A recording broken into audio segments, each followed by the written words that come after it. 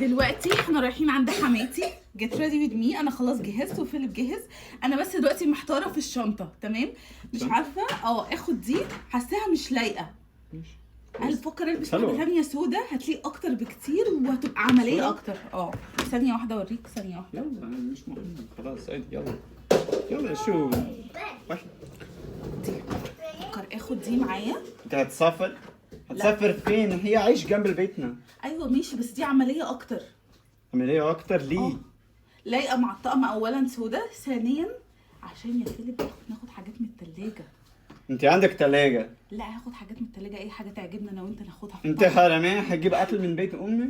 اعمل يكون في الشنطه. دي امك، احنا بنعمل كده يعني. بس انت عندك اكل هنا في ايه؟ ماشي افرض في حاجات زياده عجبتنا. لا انت افرض حاجات في الدولاب. خلاص في الدولاب عجبتنا. خلاص شنو ده عيب. فستان جديد خلاص يا شنو انا مش مجنون، مش روح بيت امي بالشنطه كبيره. جماعه مش لايقه وبنعمل كده عادي. لو حاجه عجبتنا عادي، دي امك، فلوسها فلوسك، اكلها اكلك.